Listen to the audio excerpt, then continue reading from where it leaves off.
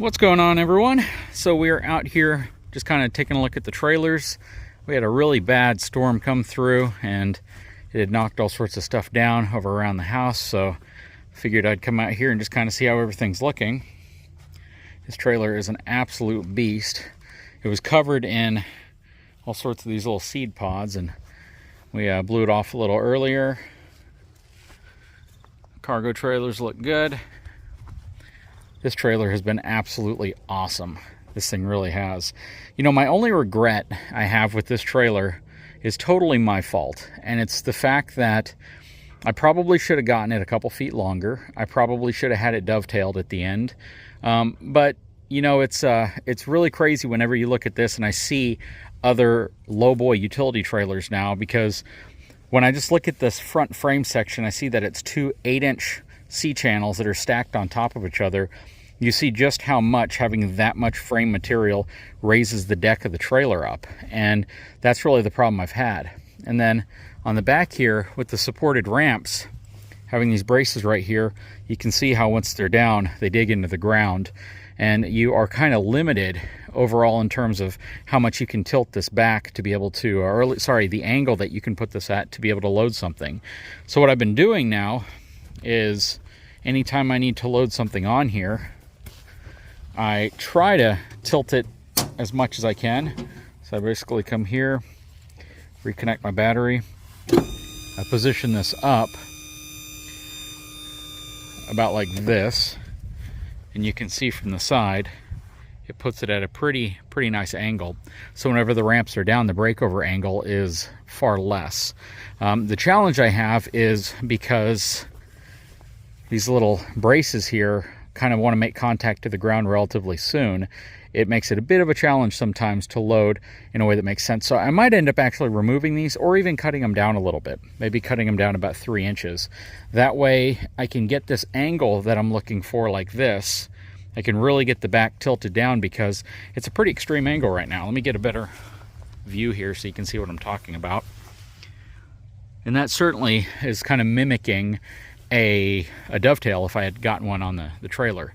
Now what's really cool about this is the fact that these lights come in extremely handy. I mean, extremely handy. Whenever you're loading up at night or you get somewhere and it's dark, and I've had to load the mower up once so far and take it to another area, and just having the ability to be able to see what's going on your deck is really awesome, because it can get really dark when you're out in the middle of nowhere and you're trying to load or offload something.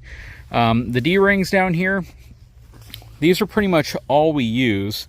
I don't have to really clamp to other things. I love the fact that I got the 3-inch enclosed boxed sidewall right here. So anytime I want to strap something or lash something to it, I can go all the way around. I already dinged it up a little bit, but yeah, this thing is an absolute beast. And again, if I could do it over again, I probably would have gotten it in maybe 2 feet of a longer deck, and possibly gone with a slightly smaller C-channel, because these two C-channels right here, again, it really raises the deck up. I know that I have a trailer that can probably carry anything I would ever possibly be able to put on it, but at the same time, to be able to fit some things on a little bit easier would have been nice. Something else that would have been really cool if I'd thought about it, I would have pushed this toolbox back about 2 feet right here, and I would have given myself the ability to have a step that could have allowed me to crawl up on this side of the trailer. Because right now, if I want to get into it, I have to step right there and then get over it, which again, it's not too terrible. I mean, you simply put your foot there and you climb in and you're in. But to have like a dedicated step up right here would have been really cool. Just a nice opening in this spot, and then to be able to just simply walk right on board would have been really nice. But once this thing is lowered down to where, you know, it's level, you'll see here in a second, and having that front hydraulic jack is absolutely amazing. Yeah, once it's at this height, it's pretty easy to get on board. Actually, right about here would be pretty much level, and then you can just step right here on your A-frame and you're on the trailer. So yeah, it is a very well built trailer, extremely well designed. You know, there are fancier trailers in terms of little gadgets and gizmos that you can get added to it. But having these storage bins on each side, having the lit up deck, having the 4-inch or 3-inch boxed tubular rails around, I mean, a lot of this stuff just makes it so useful, and that's probably the best part of it. And that's what I really like about the folks at Texas Pride Trailers, is that they can build it the way you want it, and do the things that you want, while at the same time avoiding the things that don't make sense, avoiding the things at least that don't make sense to you. There are folks out there who would absolutely love different features, but when I first built the trailer or designed it, I didn't want to dovetail off of the back, and I still don't. I absolutely don't. But then I just have to understand some of the limitations I'm going to have by not having it. That said, to have it completely flat in only a 12-foot long trailer like this is pretty dang awesome. So yeah, we've absolutely loved it. All of the trailers have been great. Trans-Eagle tires have been absolutely phenomenal. Haven't had any issues with that. This trailer right here, if I had to guess, because that's all I can really do in terms of mileage, this trailer right here probably has, I'm going to say probably 10,000 miles on it. My gooseneck trailer doesn't have quite as much. We use that one pretty much for all of the longer, heavier hauling stuff that we need to carry. This one right here is absolutely great for my tractor, my mowers. Shoot, I haven't tried yet, but I might try to actually put the mini excavator on here just to see how well it fits, because my gut tells me the mini excavator, if I put the blade facing that way, will probably fit to right about here, right about where this light is right here.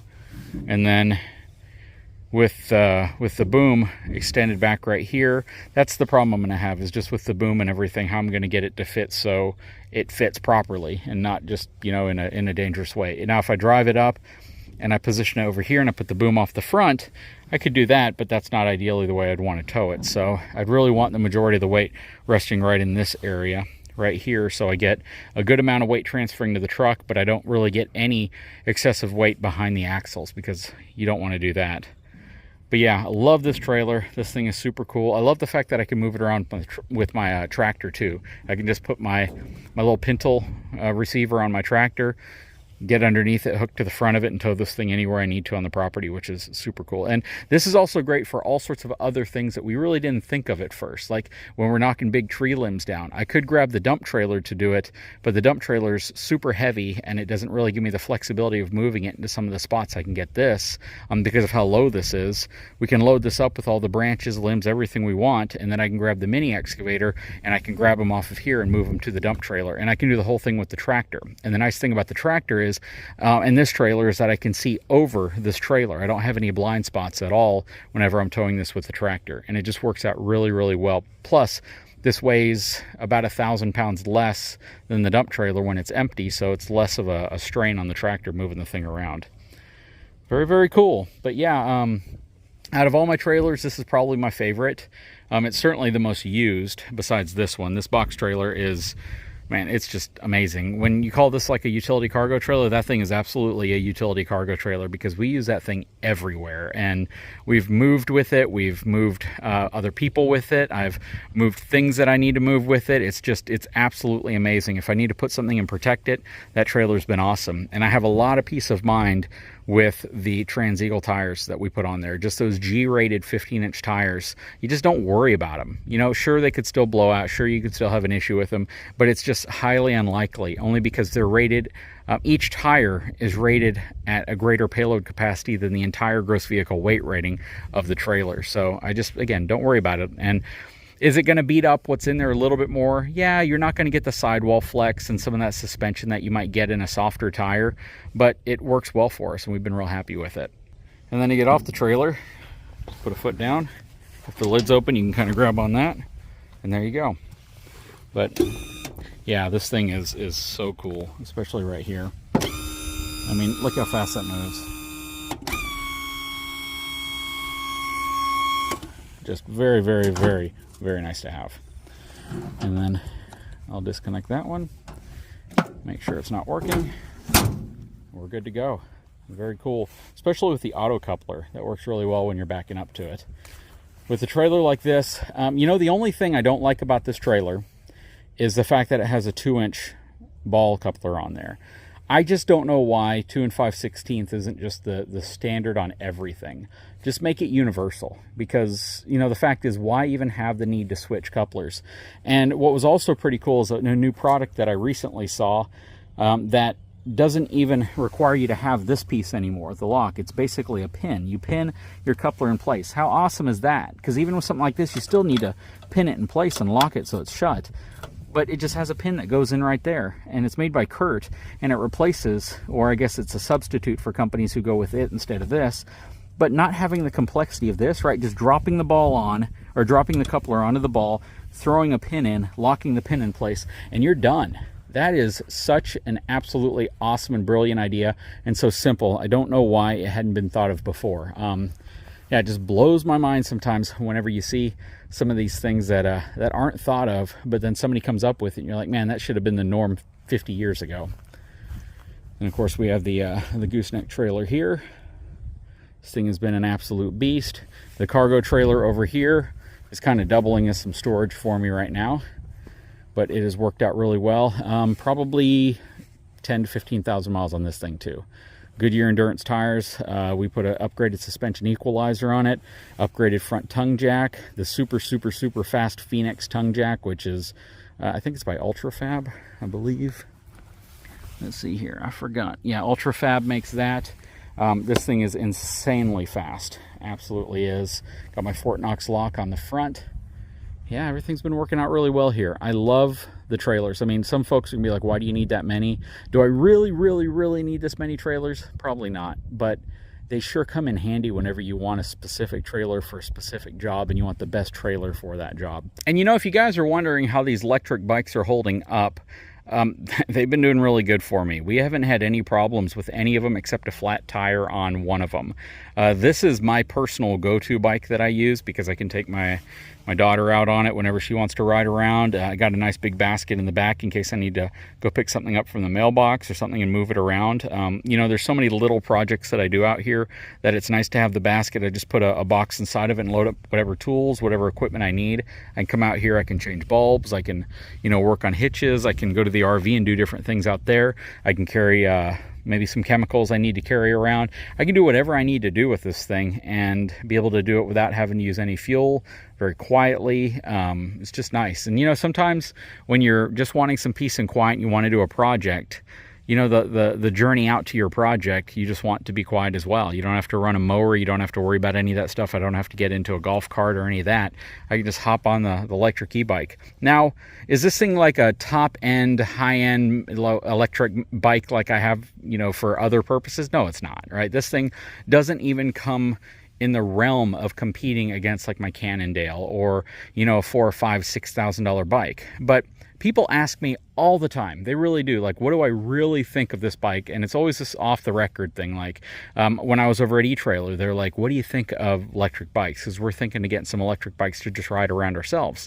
And I said, honestly, electric is the value leader. That's the way I like to consider it. For under $1,000 to be able to get a bike with these features that's designed for the purpose it's designed for, which is just recreational riding or just trying to get around, these things are great. Do they have hydraulic disc brakes on this model? No, they actually have a model with them, but this one doesn't have hydraulic disc brakes. It doesn't have, you know, a gas front or an air fork up front. It doesn't have, you know, super high-end this or that. This is just made to be a good commuting e-bike. If I take this thing trail riding every day, it'll probably break. It's not designed for that.